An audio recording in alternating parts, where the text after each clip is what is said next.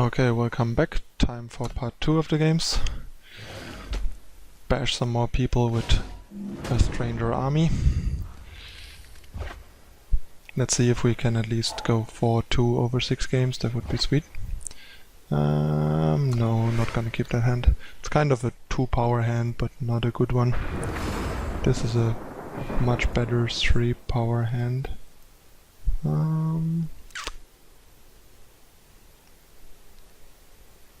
Yeah, given that we have a Seek, I think I'm gonna play this one, turn 1.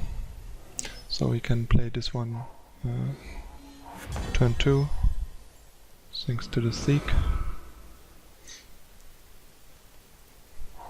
Get our domain complete. And now we even have Torch ready for like an Ardent Instigator on 2. Into an Illusion Stranger. Come on, give us an Instigator. There it is. Just like I called for. Perfect.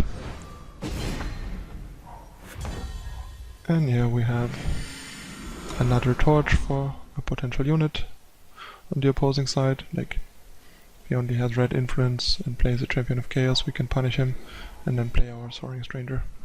Or he just has a second Instigator to eat another Torch. That's fine. And now we have Annihilate for a potential impending doom next turn, which is pretty sweet. So all in all, not in the worst shape. And we even have a 2-drop to play next turn, so we can just go Trigger Stranger, Annihilate. It's pretty nice. Come on. Influence. Doom. Ah, that sucks. But at least we get the impending doom that we were hoping for. I rather Annihilate here because Finest Hour can also beat a Champion of Chaos, which Annihilate can't. So there's no point in attacking in Finest Hour. Plus he might not even block because he's afraid of something. The counter-argument basically being that he had no power left, so he couldn't like blow us out, and now in another situation where he might use it, he might have power left to play something in response and blow us out. But there's not a lot he can do, and now we have double Finest Hour to protect against the Torch, and Annihilate doesn't kill any of our units anyway.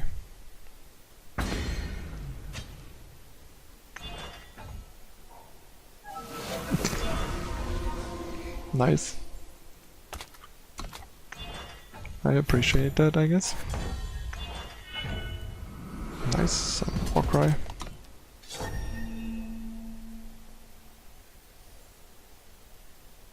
Okay.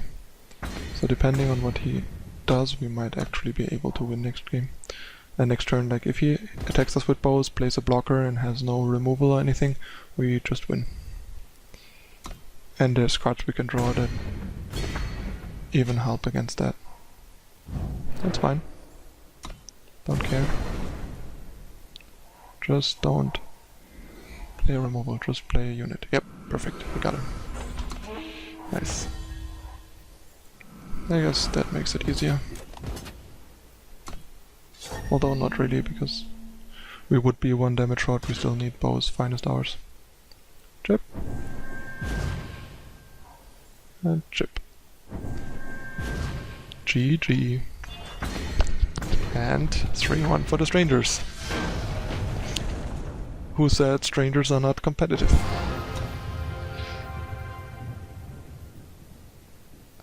Stranger aggro confirmed legit.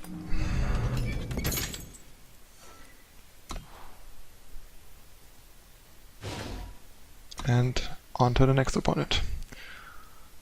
Let's bash some more. A 5-1 would be pretty impressive over 6 games. And all former Masters League players. I mean, the last one was like barely scratching the top 300, but still, Masters League is Masters League.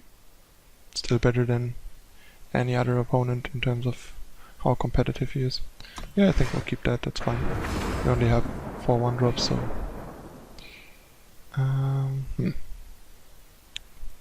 think we basically play that and grab a blue, I think.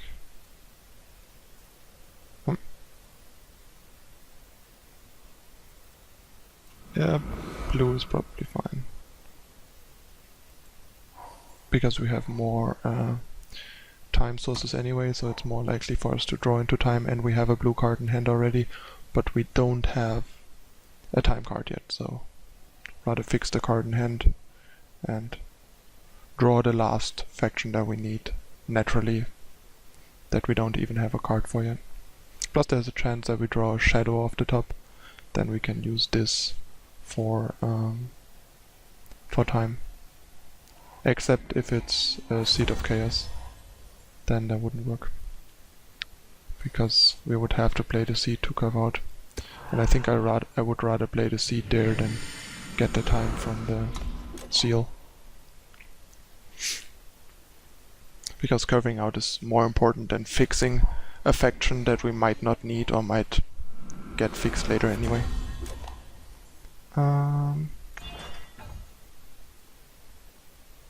Yeah, that's fine. Get in.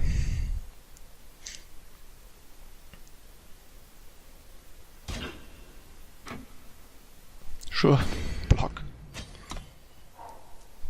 That was weird.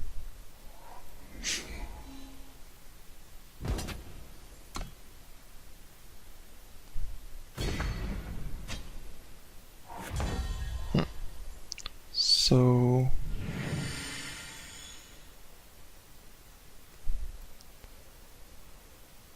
I guess, yeah, this is probably better than that guy. I think I'm only gonna attack with this, because if I attack with this he might have torch on this one and block that guy. It's not that nice. I'd rather wait one turn and get blown out here. I mean, chances are not that high that he has torch the way the game went so far, but I'm not willing to risk it. And part of why I didn't play this one is because that plays into torch and into finest hour. Alright, so jam. We are once again in a pretty solid position to raise Rakano. Also, I made a mistake. I should have played the extra stranger. Not sure what the goal was here. I mean, like, what's wrong with these opponents? Like, how did I get to Masters League playing like that? That quick draw symbol really that hard to see? It's like, alright, I'll take 8. You die.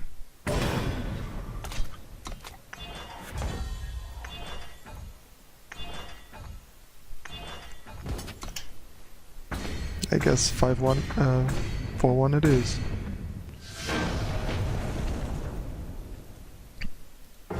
One more to go. But yeah, we already managed to pull off a positive record, although with some help of our opponents, but I think it was still possible to see how this deck can actually be pretty powerful and overpower some of the major archetypes, like Racing Rakano, for example.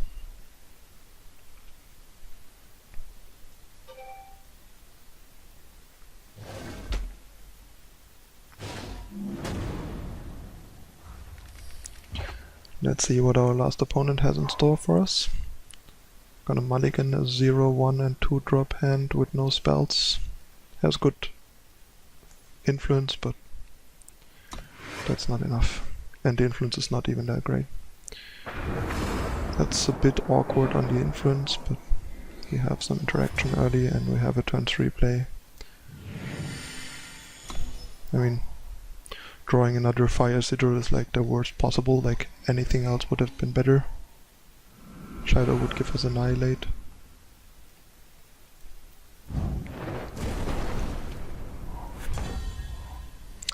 Of course, we draw the one Justice Sigil in the deck.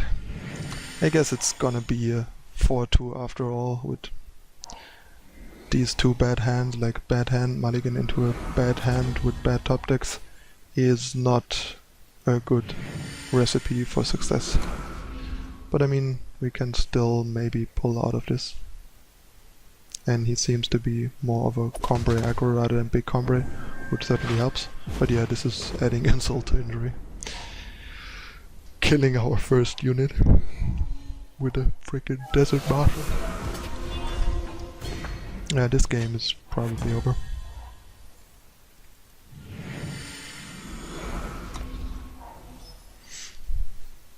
But we'll try.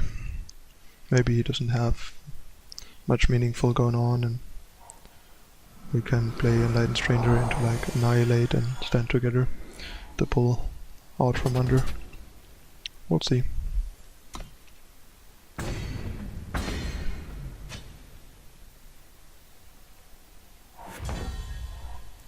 That's not too shabby. I guess maybe I should have played this one that turn actually, and delayed this one more turn and played it next turn to pump this guy as well. It also would have probably made this guy silence that one.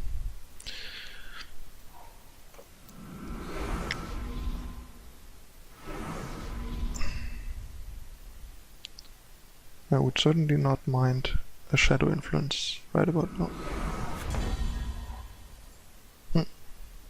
So we're actually in like a solid shape, and what I hoped kind of happened, because all the stuff he has is kind of like mediocre.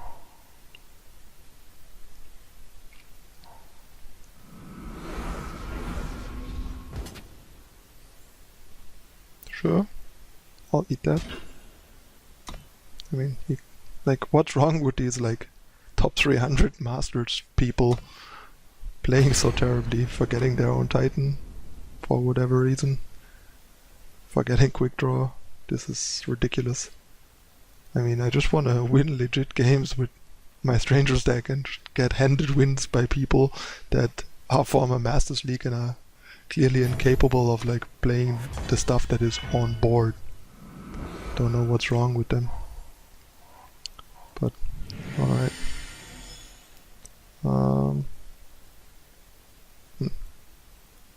Not gonna use it here because I can't really attack anyway, because I'm lower life total and he just would race us. So I'll just play defense for now.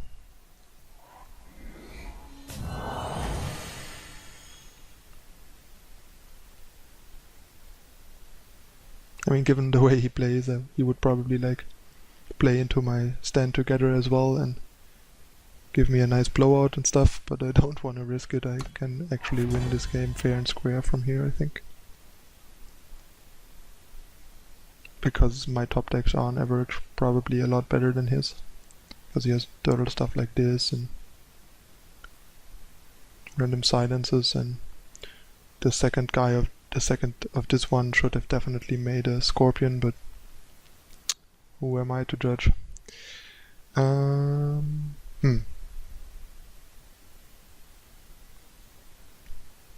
Actually, I think I'll go on the offensive while I still can,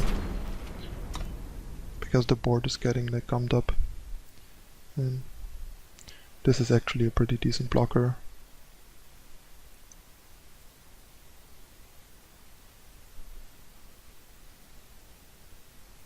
It's a bit greedy, but I kind of bank on him making some bad blocks. It's fine. I think I'll use it just so I get all three of them. To not take unnecessary damage on the backswing.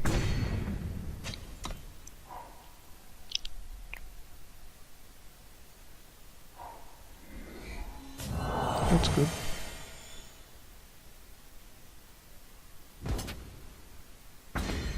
He also definitely has to attack here and force the trade.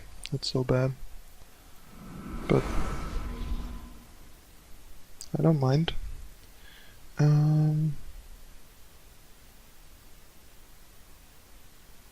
think I'll just attack again the way he played, because it's kind of getting dangerous, and I think it's better to just try and hope he makes bad blocks like this one.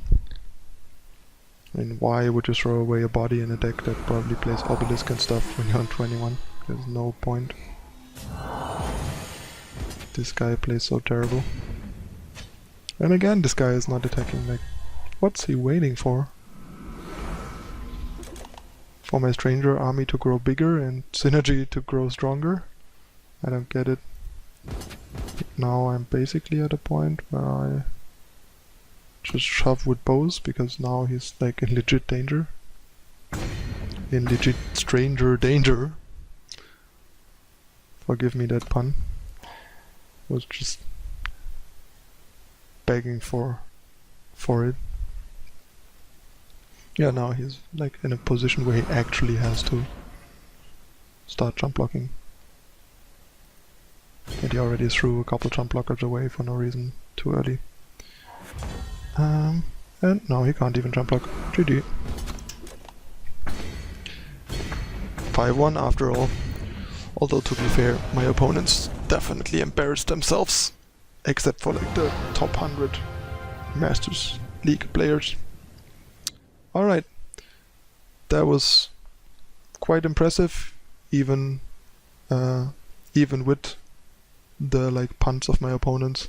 The deck performed quite nicely and showed pretty well how strong the Stranger synergies can get and what potential they have. Like I said, deck is not meant to rise to the top ranks of Masters League. It's more for like some fun alternative. If you're looking for something different and want to have some fun climbing, or want to have some fun in a gauntlet or with friends, this might be the deck for you. If you ever like wanted to actually play a Stranger deck, there you have a fairly tuned and competitive version of a deck that can only be so competitive.